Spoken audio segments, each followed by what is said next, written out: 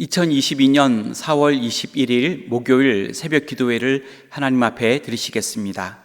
하나님의 말씀은 레위기 17장 말씀입니다.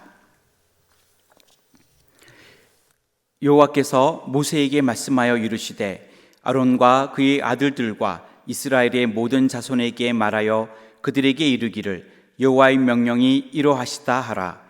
이스라엘 집의 모든 사람이 소나 어린 양이나 염소를 진영 안에서 잡든지 진영 밖에서 잡든지 먼저 회막 문으로 끌고 가서 여호와의 성막 앞에서 여호와께 예물로 드리지 아니하는 자는 피 흘린 자로 여길 것이라. 그가 피를 흘렸은즉 자기 백성 중에서 끊어지리라.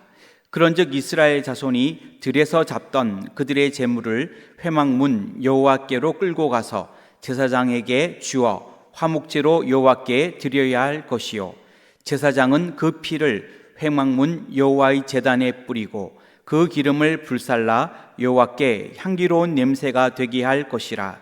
그들은 전에 음란하게 섬기던 숫 염소에게 다시 제사하지 말 것이니라. 이는 그들이 대대로 지킬 영원한 규례니라. 너는 또 그들에게 이르라. 이스라엘 집 사람이나 혹은 그들 중에 거류하는 거류민이 번제나 제물을 드리되 회막문으로 가져다가 여호와께 드리지 아니하면 그는 백성 중에서 끊어지리라. 이스라엘 집 사람이나 그들 중에 거류하는 거류민 중에 무슨 피든지 먹는 자가 있으면 내가 그 피를 먹는 그 사람에게는 내 얼굴을 대하여 그를 백성 중에서 끊으리니 육체의 생명은 피에 있음이라.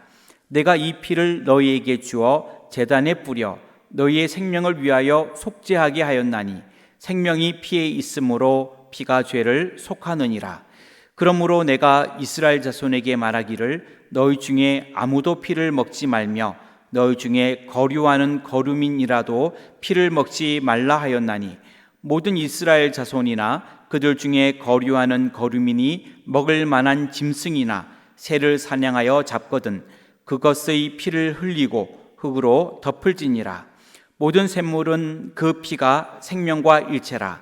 그러므로 내가 이스라엘 자손에게 이르기를 너희는 어떤 육체의 피든지 먹지 말라 하였나니 모든 육체의 생명은 그것의 피인즉 그 피를 먹는 모든 자는 끊어지리라. 또 스스로 죽은 것이나 들 짐승에게 찢겨 죽은 것을 먹은 모든 자는 본토인이나 거류민이거나 그의 옷을 빨고 물로 몸을 씻을 것이며 저녁까지 부정하고 그 후에는 정하려니와 그가 빨지 아니하거나 그의 몸을 물로 씻지 아니하면 그가 죄를 담당하리라. 아멘.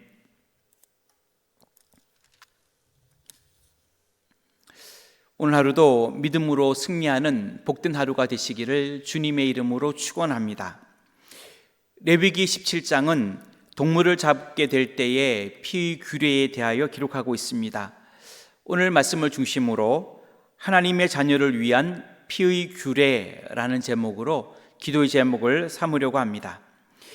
하나님의 자녀를 위한 피의 규례, 첫째는 모든 짐승을 잡을 때 회막문 앞에서 잡게 하였습니다.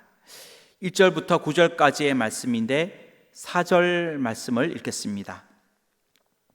먼저 회막문으로 끌고 가서 여호와의 성막 앞에서 여호와께 예물로 드리지 아니하는 자는 피 흘린 자로 여길 것이라. 그가 피를 흘렸은즉 자기 백성 중에서 끊어지리라. 아멘. 하나님은 이스라엘 백성들에게 광야 생활을 할 때에 제사를 드릴 때는 당연히 성막들 앞에서 그 제물을 잡아 하나님께 드리게 하였고 그 제물의 제사가 아닐 때에도 식용을 위해 짐승을 잡을 때에도 그때에 그 성막 뜰에서 그 짐승을 잡게 하였습니다. 이렇게 하나님께서 하신 이유는 이스라엘 백성들을 우상 숭배로부터 원천적으로 막기 위해서였습니다. 이 율례가 주어지기 이전에 족장 시대에는 각자의 자기의 제단이 있었고 아무 데서나 자유롭게 제단을 쌓아 그곳에서 생축을 잡고 희생제사를 드렸습니다. 그런데 시간이 지나면서 그들이 이방 문화와의 교류를 통하여 자기 마음대로 짐승의 형상을 만들고 그것으로 우상을 만들어 그 앞에 제사를 드리며 우상을 숭배하게 되었습니다. 그래서 하나님께서는 아예 그러한 일이 발생하지 않도록 하나님께 드리는 제사도 성막 뜰을 해서 잡게 하였고, 또 광야 생활을 할 때에 식용을 위해 짐승을 잡을 때에도 그곳에서 잡게 하였습니다. 이러한 규례는 회막을 중심으로 하여 함께 이동했던 그 광야 시대에는 그대로 잘 시행되었고, 그 후에 가나안에 정착되어 각지로 흩어지게 되었을 그때에는 현실적으로 이 규례를 지키기가 어렵기 때문에 각자의 의사에 맡겨지게 되었습니다. 오늘 이러한 규례를 통해 어떠한 순간에도 식용을 위하여 짐승을 잡을 그때에도 우상 숭배의 죄에 빠지지 않는 우리의 모습들이 다 되시기를 주님의 이름으로 축원합니다. 하나님의 자녀를 위한 피의 규례, 둘째로 피의 식용을 금하셨습니다. 10절부터 11절까지의 말씀인데 10절 말씀을 읽겠습니다. 이스라엘 집 사람이나 그들 중에 거류하는 거류민 중에 무슨 피든지 먹는 자가 있으면 내가 그 피를 먹는 그 사람에게는 내 얼굴을 대하여 그를 백성 중에서 끊으리니. 아멘. 하나님께서는 이스라엘 백성들에게 육식을 허락해 주셨습니다. 하지만 피를 먹는 것에는 엄격하게 금지하셨습니다. 하나님이 피를 먹지 말라고 하신 그 이유는 피는 곧 생명을 의미하기 때문입니다. 생명은 하나님께서 창조하신 것이며 하나님께 속한 것입니다. 피를 함부로 대하거나 피를 먹는 것은 하나님의 창조 질서를 무시하는 행위로 생각했습니다. 또 피를 먹는 행위는 생명의 주관자이신 하나님의 고난을 침해하는 것으로 그들은 생각하였던 것입니다. 그래서 구약에서는 약 400여 회 피를 먹지 말라 이렇게 금하고 있습니다. 또 피를 먹지 말라고 한 이유는 피가 죄를 속하는 유일한 수단이기 때문입니다. 죄를 속하는 수단으로 다른 것을 말씀하지 않았고 오직 피가 죄를 속한다고 성경은 말씀하고 있기 때문입니다. 그리고 구약 당시의 희생 제물의 피는 신약에서의 인류의 죄를 속하기 위해 흘리신 예수님의 대속의 피를 예표하기 때문입니다. 피는 예수님의 보혈을 상징한다는 것입니다. 오늘 이 말씀을 통해 생명의 주관자이신 하나님을 인정하며 나를 위하여 보배로운 피를 흘리신 예수님의 사랑을 기억하며 오늘 하루도 살아갈 수 있기를 주님의 이름으로 축원합니다. 하나님의 자녀를 위한 피 규례. 셋째로 사냥한 짐승의 피는 땅에 흘려 흙으로 덮게 하였습니다. 12절부터 13절까지의 말씀인데 13절 말씀을 읽겠습니다. 모든 이스라엘 자손이나 그들 중에 거류하는 거류민이 먹을 만한 짐승이나 새를 사냥하여 잡거든 그것의 피를 흘리고 흙으로 덮을지니라. 아멘. 광야 생활을 할 때에도 주변에 있던 짐승을 잡을 수가 있었습니다. 만약 짐승을 사냥하여 잡았을 경우 그때에는 어떻게 하면 될까요? 하나님께서는 그러한 경우에 어떤 짐승이나 새를 잡았을 경우에 그 짐승이나 새를 피를 그 땅에 쏟으라고 말씀하셨습니다. 그렇게 한 이유는 시간이 지연되어 그 짐승의 피가 굳게 된다면 그 피를 회막으로 가져와 희생제사를 드리기가 어렵고 불편했기 때문이지요. 사냥한 짐승의 피를 뺄 때에는 그 속에 있는 모든 피를 완전히 쏟아내게 하였습니다. 그러한 이유는 혹시라도 남은 피를 이방의 풍습을 따라 먹는 그러한 행위를 금지하기 위해서였습니다.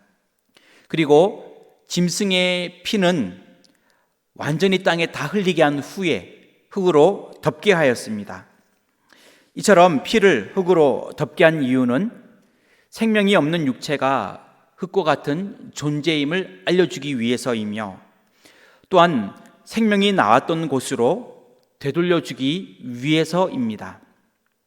그리고 속죄의 수단인 피를 흙으로 덮어서 그 피의 신성함을 보존하기 위해서이며, 지나가는 사람들에 의하여 생명을 상징하는 피가 더럽혀지는 것을 막기 위해서입니다. 그리고 그 짐승의 피를 우상 숭배의 목적으로 사용되지 않도록 방지하기 위해서입니다. 이처럼 피를 다 쏟게 하고 흙으로 덮게 하였던 것처럼 우리 모두도 하나님 앞에서 늘 겸손한 모습으로 생명의 소중함을 깨닫고 하루하루를 살아갈 수 있기를 주님의 이름으로 축원합니다. 기도하겠습니다. 하나님 자녀를 위한 피의 규례를 봅니다. 하나님, 모든 짐승을 잡을 때에 희생 제물뿐만 아니라 식종을 위해서도 광야 생활할 때에는 회막문에서 잡게 하였습니다. 하나님의 자녀들은 어떠한 순간에도 우상 숭배의 죄에 빠지지 않기를 주님 원합니다. 또한 피의 식용을 금지하셨던 것처럼 생명의 주권자이신 하나님을 인정하며 살게 하옵시고, 나를 위해 보배로운 피를 흘리신 예수님의 사랑을 기억하며 살아갈 수 있게 하여 주시옵소서. 또한 사냥한 짐승의 피는 땅에 흘려 흙으로 덮게 하였던 것처럼 하나님 앞에 늘 겸손한 모습으로 생명의 소중함을 깨닫고 살아갈 수 있게 하여 주시옵소서. 우리 은혜 광성교회를 사랑하시는 줄 믿습니다. 모이기를 힘쓰는 교회가 되게 하옵시고, 소망으로 모이는 교회, 격려하며 모이는 교회, 습관 따라 모이는 교회로 주님께 큰 영광 돌릴 수 있도록 축복하여 주시옵소서. 6월 5일은 입당 예배와 임직식을 준비하며 기도하고 있습니다. 하나님, 주님께서 영광 받으시는 귀한 시간 되게 하여 주시옵소서.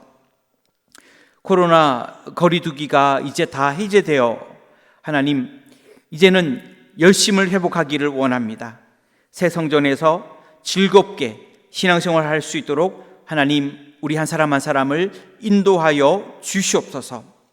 우리나라와 민족, 대통령을 붙들어 주시고, 인도 캄보디아 해외 선교, 조도 국내 선교 위에 하나님 은혜를 내려 주옵시고, 이 시간 기도하는 건강의 문제와 또 각 가정의 물질의 문제, 또 앞길과 직장의 문제, 또 자녀를 위한 기도, 또 가정을 위한 모든 기도 가운데 함께하여 주옵시고, 하나님이 그 모든 기도 가운데 그 기도를 들으시고 응답하여 주시옵소서. 주께서 오늘 하루도 함께하여 주시기를 원하오며 예수님의 이름으로 기도하옵나이다. 아멘.